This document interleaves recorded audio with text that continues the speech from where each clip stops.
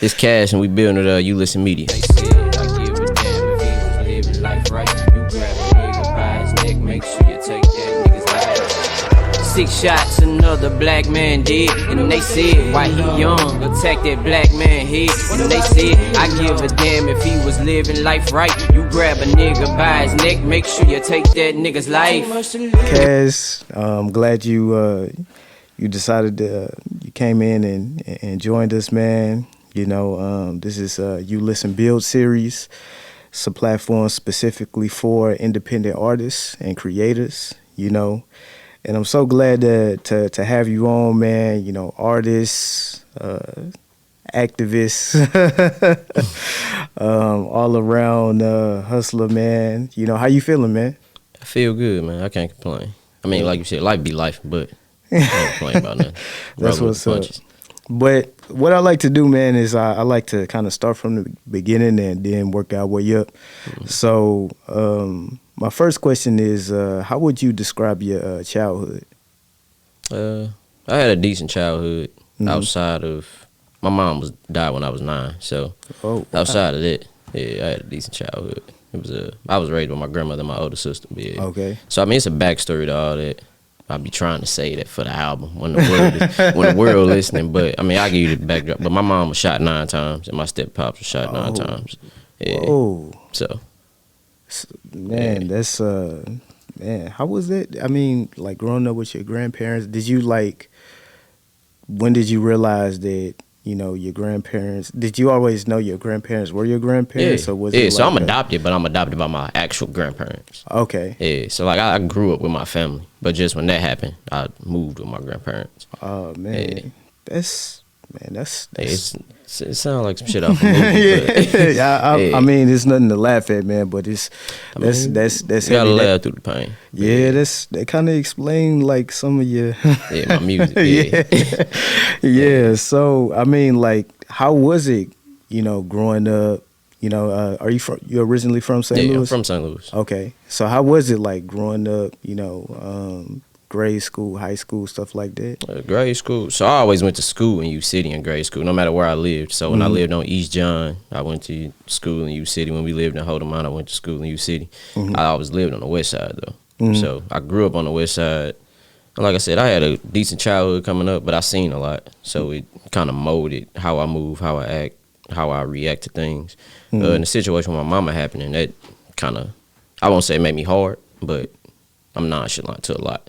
Cause I look at shit like, man, shit could be a lot worse. Yeah. So yeah. And then high school, I went to private school in high school, but it was cool. I played soccer. I actually was one of the top soccer players in St. Louis at one point in time. Was you like the only black dude out there? Nah. Nah. So I went to St. Louis Christian Academy, which you probably don't know what that is, but it was on the corner of Lafayette and Compton. Oh damn. I actually do. Yeah, so I went there. I went there. The St. Louis Christian. It's a private school, but it was kind of like a public school. Like the you way went to the one in North County?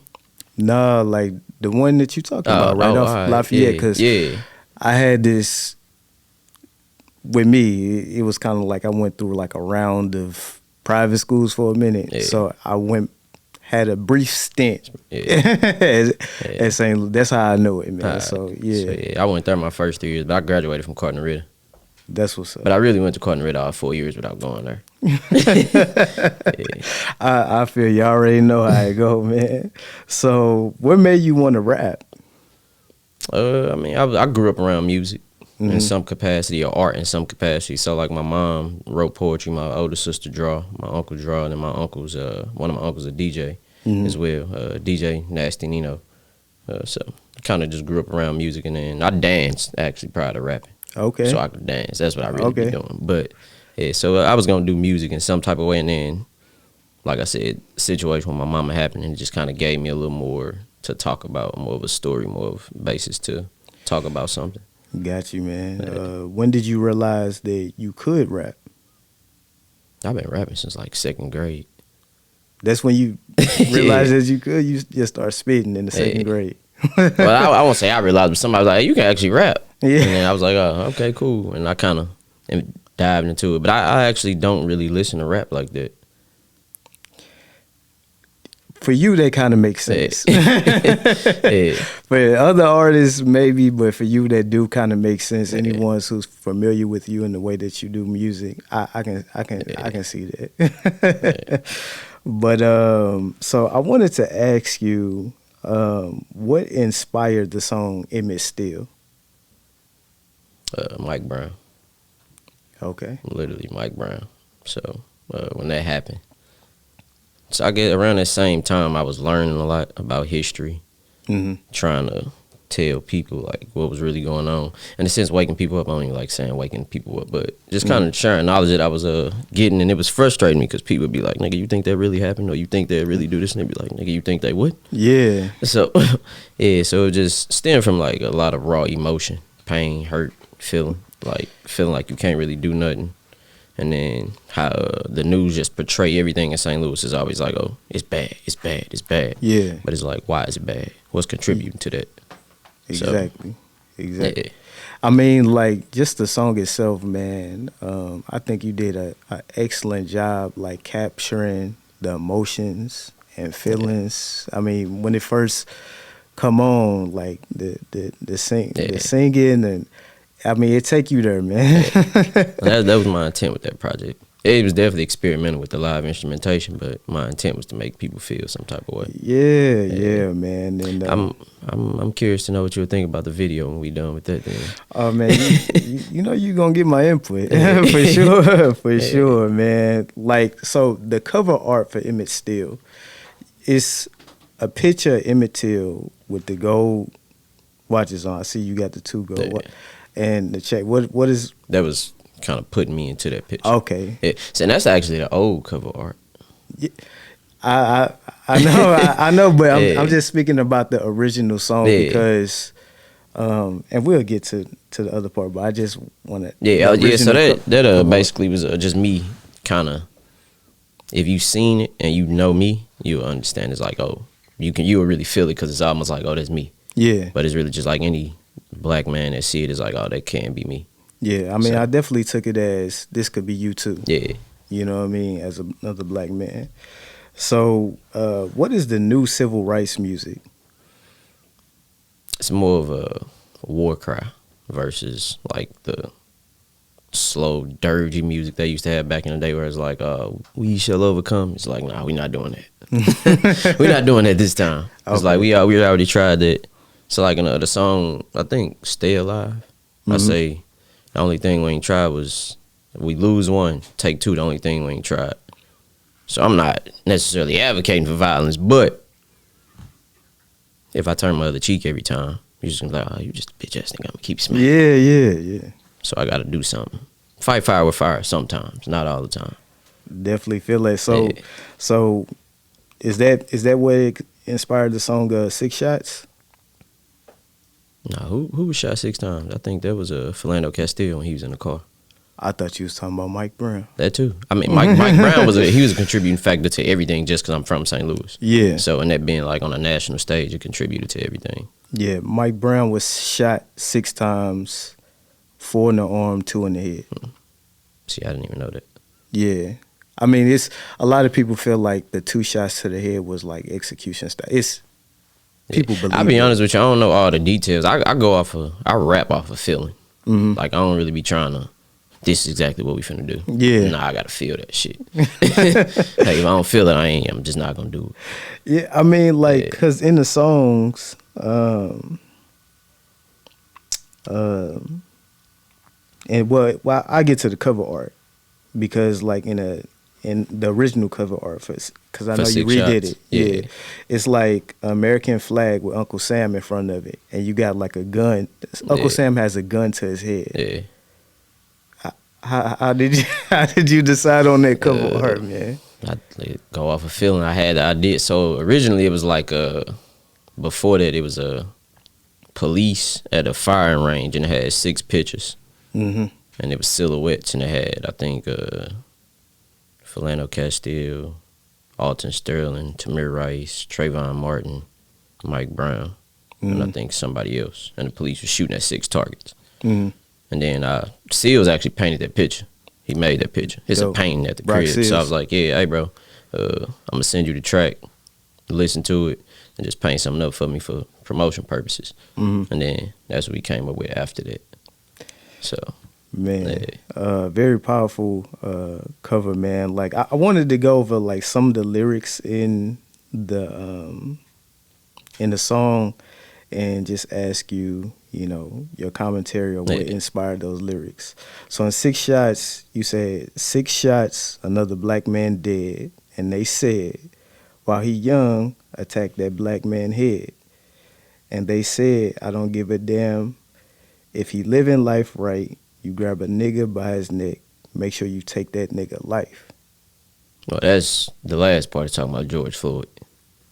Even though he wasn't necessarily living life right, but it's just like shit, no matter what, if you get the opportunity to subdue a black man, just kill him at that point. He chattel to the United States of America, so just kill him. And then attack his head while he's young. Basically, just they don't like to see, I won't say don't like to see, but I mean, Malcolm X, for example, he wasn't young, but if you, in a sense, militant, and then you got your mind kind of right, you know exactly what you're trying to do, how you should move. It's like, oh, he's against us. It's like, no, I don't necessarily hate you, but I love my people. So if it came down to it, I'm going to go with my people versus you. It's not like hate. It's just like with white people. It's like, you don't hate. I'm not going to say they don't, but some people don't. It ain't necessarily that you hate black people, but it's just like, shit, if you white, you going to stand with white, right? Yeah. Understood. But it's just when we do it, it's like, oh, he's a rebel.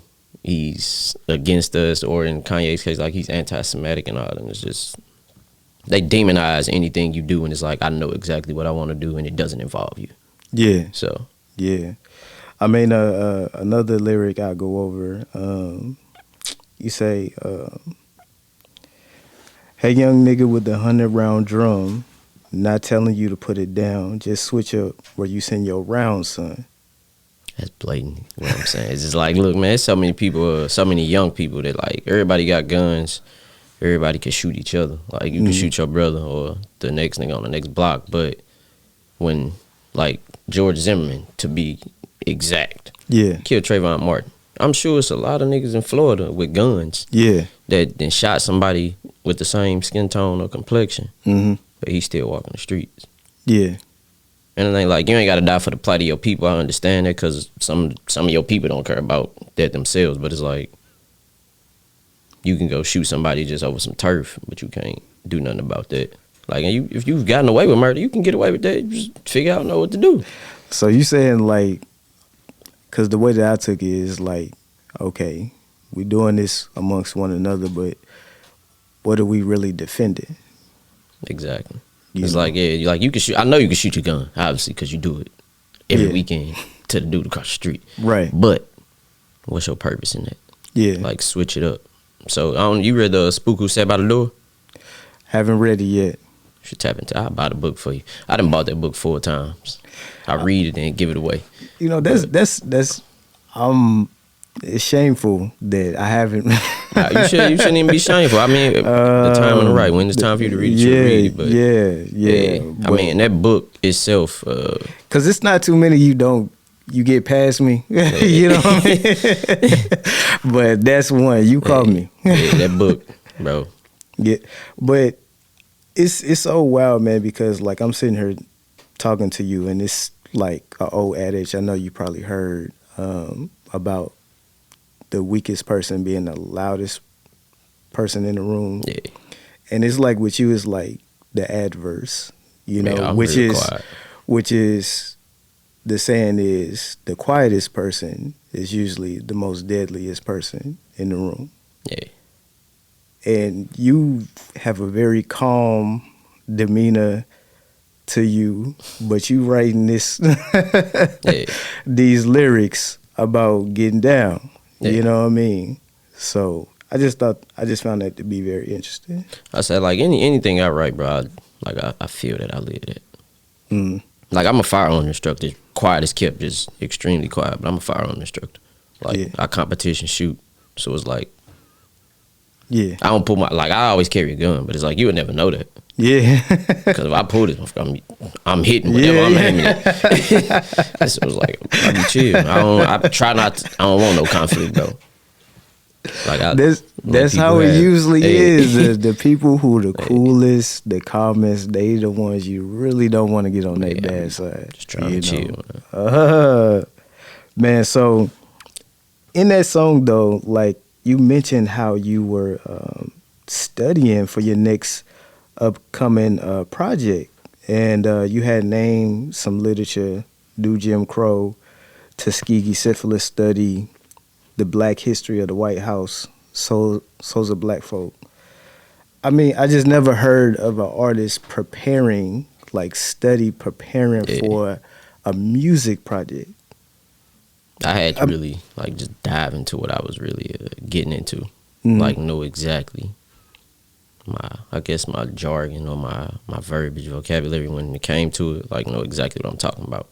Yeah. So it's not like, oh, you just rapping. It's like, nah, bro. I invested time into this.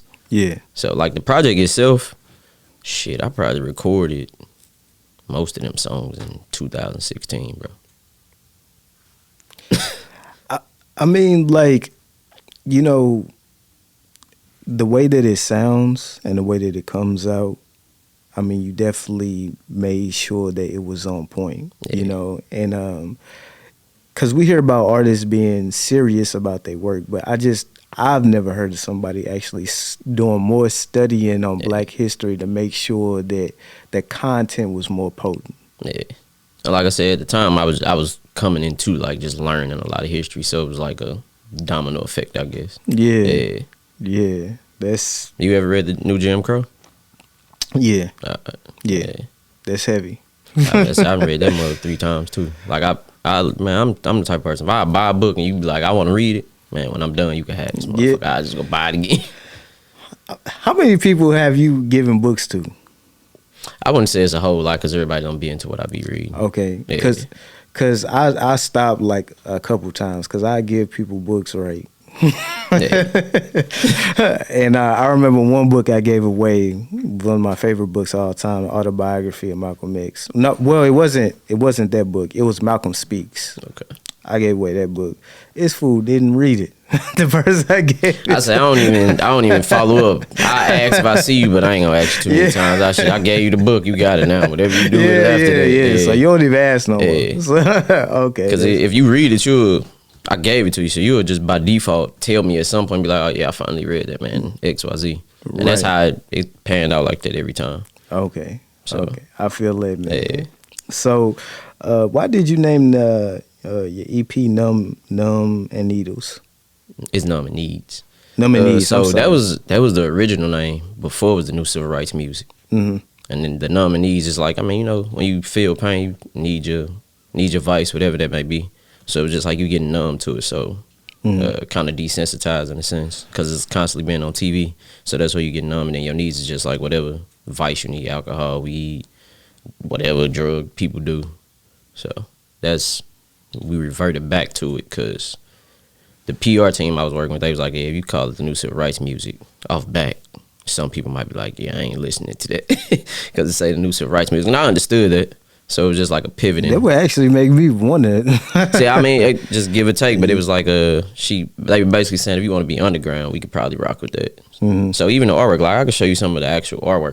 I'm actually gonna start posting it, like just on my story. I ain't gonna make a post, but yeah, I'm gonna post the original artwork we had before we pivoted to the black and white type of content. Yeah. Okay. Because I was actually gonna ask you about some of the artwork too. The project, like Staying Alive, you got the lady fighting the police. Yeah. Why did you choose that? So at first she had that as the new Emmett Till, and I was like, no, it looked like it'd go better with Stay Alive, and it's just because she looked like she was fighting for her life. Yeah. So it was just like, shit, what you gonna do to stay alive? And I mean, that song, that's actually what I'm asking, like, what would you do to stay alive? Mm-hmm. So if it all came down to it, but yeah, that's her name Alex, and then this girl named Leslie, the Billionaire Way and Sade Studios. They came through in the clutch with that. Hey, that's what's up, yeah. Another one, War. You got like the Arch, and then I ain't come up with that. But when she sent it to me, I was like, that's cold. Yeah, that's hard. And I just felt like that went with war because, I mean, we from St. Louis. And then, I mean, you got downtown. Like I said, Mike Brown being so big and on a national stage, it just, it made sense. I don't know, you ever heard of, I can't even think of the name right now. I'm reading a book right now. It's called, it might be the Heart of America. The violence between, the violent history of St. Louis and America. So I just got hip to that. I think last month. Yeah. You know, I'm always in a read. You know what I mean? So I just haven't got around to that one yet. Yeah. But yeah, it's a decent book. Yeah, like it's this book that I've been hip to. John Wright Sr. He's got a book talking about Black St. Louis, man, and he's done like a couple lectures up at University of Missouri St. Louis, and man, it's heavy, you know, just when you take a look at the Black history of St. Louis and how downtown was actually pretty much a Black neighborhood, and you look at downtown St. Louis now, it's taking it ain't. It do a little every 25 years or so. It switch back and forth. That's what I said when they tore down Pruitt-Igoe. Oh, I was gonna shoot the video to the jungle and Pruitt-Igoe like the rubble, brushing rubble, but they tore it down and putting that damn whatever that center is up there. Yeah, the NGA. Yeah. That's crazy because like that's like the neighborhood that before we moved out, like was born over in that area. That's my grandma grew up off of Glasgow, and I went to school on Jefferson. When Central Catholic St. Nicholas was there, I went to middle school over there. Oh man, yeah. Like I'm from St. Louis. So yeah. Any capacity you want to like, where you want to go? I lived on East John, which they call the Dub now. One more hold of mine, Union Page. It's like the real people who really from St. Louis, they gonna know. Yeah. You know what I mean? They gonna know for sure, man. So, what do you think is the role of music in our community? I mean, it should be used for what it was intended for, just a message, a voice for the people who don't have a voice, expressing yourself. Now, I definitely think you should have fun with it, though, because I'm definitely finna pivot.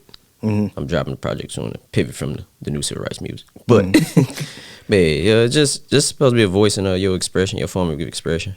But, I mean, I think now it's done mindlessly. It's not really art. It's just music for most people.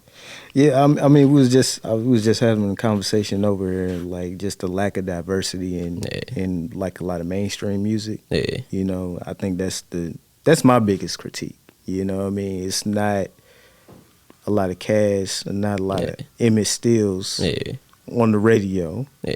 In addition to the ratchet stuff. You know what I mean? I mean, you do gotta have balance, but I don't know. I mean, the radio is what it is. They had the same 7 songs in rotation, but it is what it is. Man. It's overkill. Would you sign a record deal? Would I? Yeah, I would. Why? I mean, it's a machine. It's definitely easy when you got a machine behind you. Signing a record deal don't necessarily mean you giving all your rights away, because you can negotiate, and if it don't work out, if it don't sit right with you or your team, you don't have to go with it. So yeah, I would. I don't think it's bad to sign a record deal. Just what record deal you sign. And when I say record deal, I mean specifically with like a major record label. I would. And would you sign knowing like majority of pretty much your masters you wouldn't have? Would you sign a record deal like that? Honestly, I don't know. Cause I mean, you got to think if you got masters and they not doing shit, why you need them? But if you got masters and you like getting paid for them from syncing and stuff like that, yeah, you want to keep your masters. But if you got masters and you can't do shit with them, it's pointless. Man,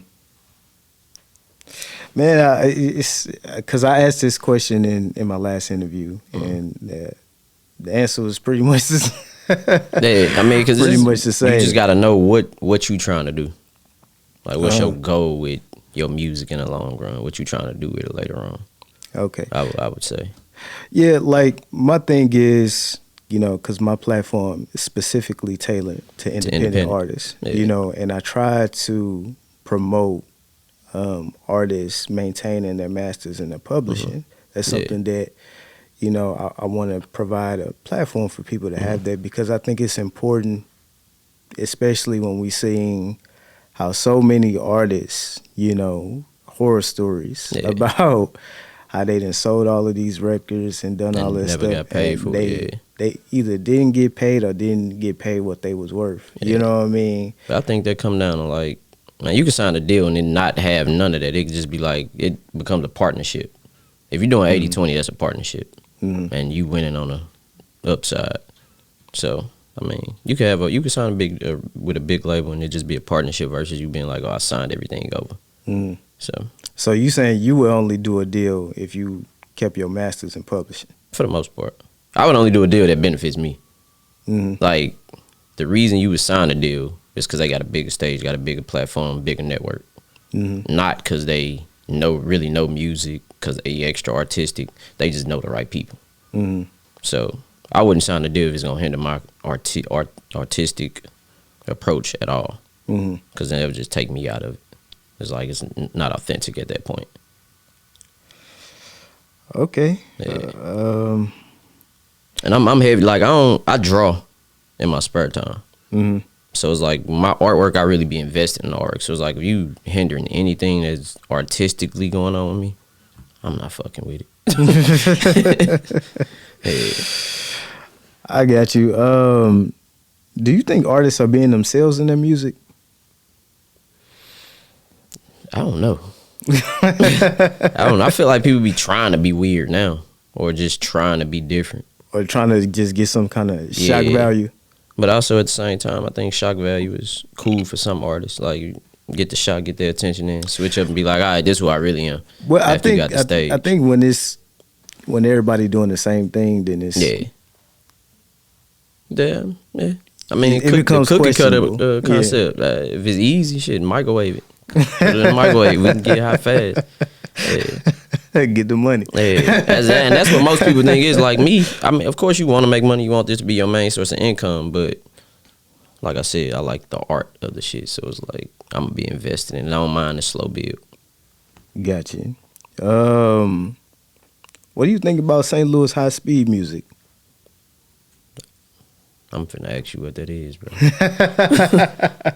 You're not familiar with high-speed music?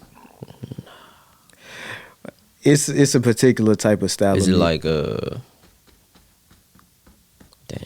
I'm trying to shit. What's a high-speed music artist? So like $2 is one of the. I don't know what that is. Well, I think I mean, is Nike Turbo considered high speed music, or was it at one point?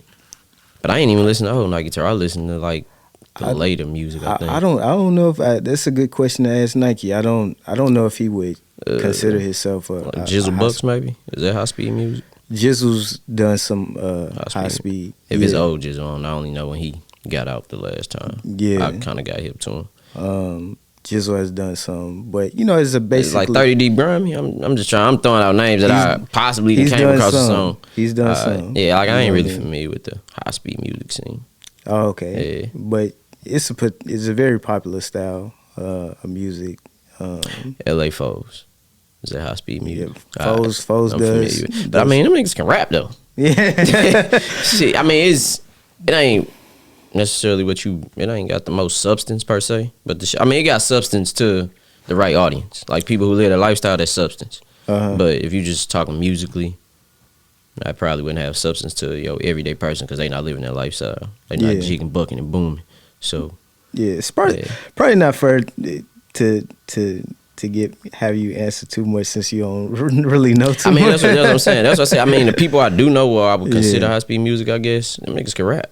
Yeah, they just rapping about dope dealing and killing. Well, that's the thing. I felt like a lot of the St. Louis artists who do high speed music are very talented, and it's very popular, very trendy. But it's a culture that comes with the music of high speed chases. And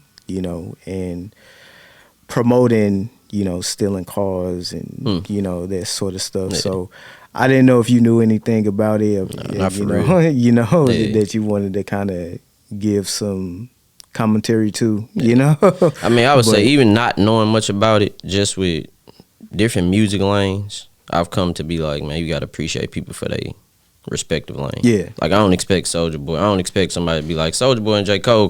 They in the same lane. No, they're not, bro. You Yeah. can say Soulja Boy whack if you talking about rap and lyricism. Soulja Boy cold for his lane. Yeah.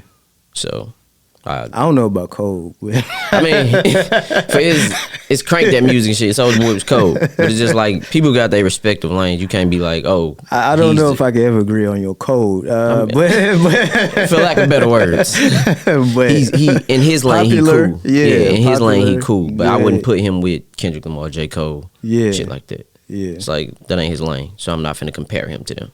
Okay. Yeah, Got you. But yeah, I really like a lot of the high speed music artists. But I mean, you can give me hip though. I ain't opposed to listening to it. I just don't Yeah. really know. Yeah. I shoot you some stuff, Yeah. man. You can check out. We're gonna rap on that on the next joint. You know. But who's your ideal music artist to collaborate He did, with? but Curtis Mayfield. Word. Yeah, that's my favorite artist. That's the first rapper. If you ask me, Wow. yeah. I can feel that. I can feel that now. It's making sense. That's what's up, man. But I mean, I collab with some other people like Big Crit, Akeem Ali, Rex Life Raj. Okay then. Yeah. What's the best piece of advice that you've gotten from a music artist or just someone in general? Bruce Lee. I ain't he don't talk, but I read Striking Thoughts of Bruce Lee. Just his quote about water.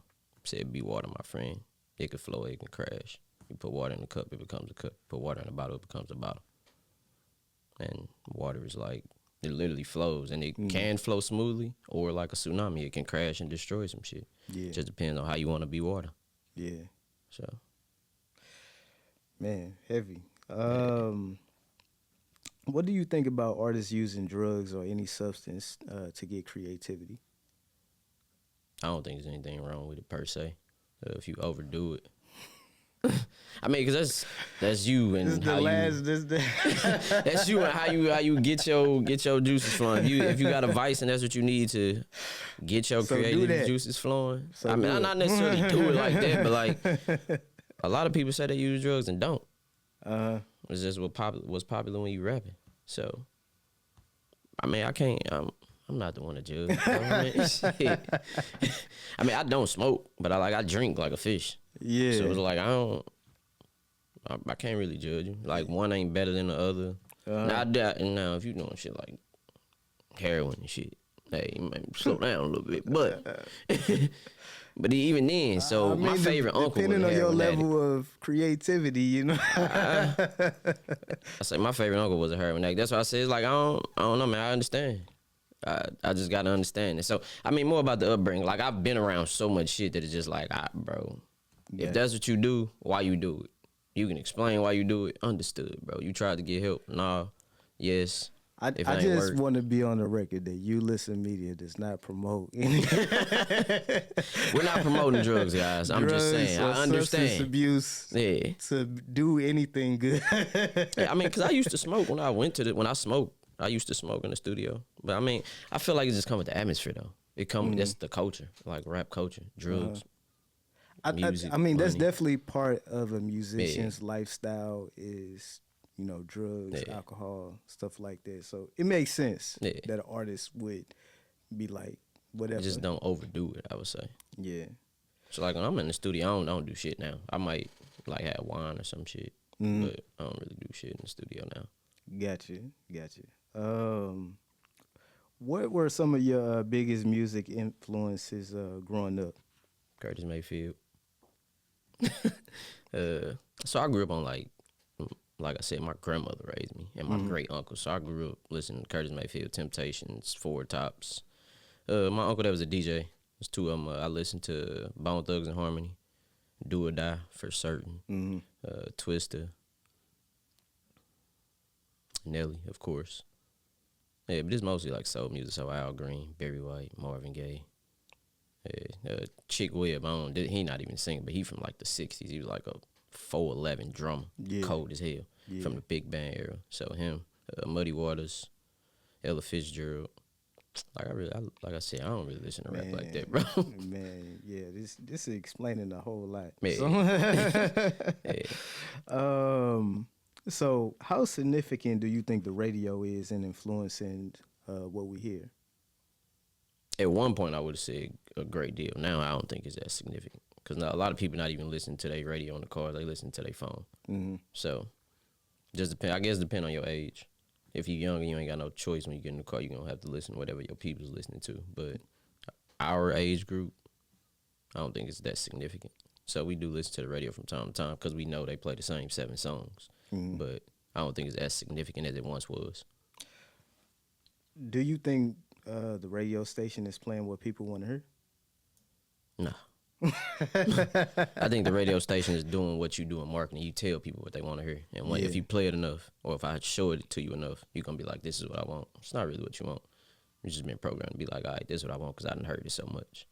Gotcha. It's like you hate a song, but you heard that motherfucker so much you know it. People like, I thought you hated it. I do, nigga. I hear it so much that I know the song now, so I sing along. You know what I don't even want to say because I'm going to give away my whole era. But we're going to save that for when somebody interview me. So, so I got a couple more for you. What does hip-hop mean to you? I don't really even know how to answer that, man, just because it's like being black, you grow up around it. So, I mean, like I said, for me, I guess it should be used for what it was originated for, a voice, fight for power, like Public Enemy, shit like that. But, I mean, it's an outlet for you in any capacity. So even if you are like high-speed music or drill music, that's an outlet for you. That's what you went through. So it's an outlet. Yeah.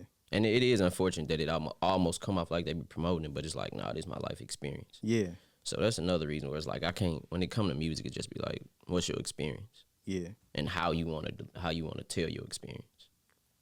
You can tell it different. Like I'm telling my experience. Like I've been around all that shit, drugs, guns, all that. I'm just telling it different. Yeah. I'm giving it to you from a different perspective. So I got the perfect balance of being like in the streets and then being in a well-rounded household. So got you. Yeah.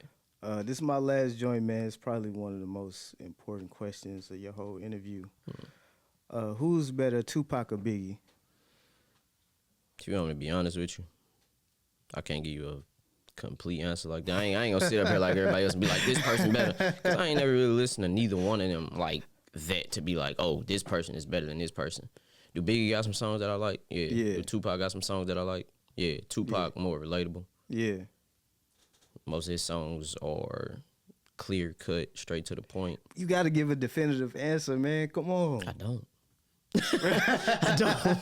Because it's like if I don't listen to both of them equally enough, I can't really tell you who's better. I can tell you whose songs I like more, whose songs I can relate to more, which is Tupac. And Biggie, he got some sauce when he rap. Biggie's a good. So we just gonna say Tupac for you. Yeah, I would say we go with Tupac because you got Brenda's Got a Baby, Keep Your Head Up, Dear Mama, shit like that is like, who can't relate to that? Yeah, everybody can't relate to I'm black and ugly as ever, however, coochie down to the socks. Everybody can't relate to that. Well, one thing I always say with the conversation, I feel like with the Tupac and Biggie conversation, man, it's like Biggie is definitely more palatable to a lot of the artists that you hear today. Yeah. And Tupac is not. Yeah. You know, and the thing about it is Tupac was the biggest selling artist of his time. Yeah. Rapping kind of a lot of stuff that you rap, you know what I mean? Oh, he's definitely an influence. And he's just not like a major influence. And it's sort of, I don't think it's as popular in mainstream for somebody to talk pro-black and feel like they can be the biggest. Yeah. You know what I'm saying? Yeah. I mean, people are scared of that now. Which that's like with the Nominees project. Like people fuck with it, but they was like, I don't want to touch it because my colleagues made this. Like, but it's like, That's why I like Yeah. your first two singles, man, because it's like I'm coming out the gate, Yeah. you know. And that's with the project in its entirety. I was like, bro, I'm not trying to talk over your head. None of that. You need to know what the fuck I'm saying. Got you. Well, anyway, man, it was a pleasure getting you on the podcast. I appreciate it, bro. I appreciate it. Appreciate you coming through. Any last words, man? Nah, man, I appreciate y'all having me. Appreciate you coming through. Appreciate y'all having Follow me. Follow you on. Oh, you can follow me on Instagram, Twitter. I don't really use Twitter. You can follow me on Instagram, TikTok, kassdeuxfois. Second half is DEUXFOYS. Just so you know. It'll be in the caption, bro. All right, appreciate you, my dude. Appreciate it.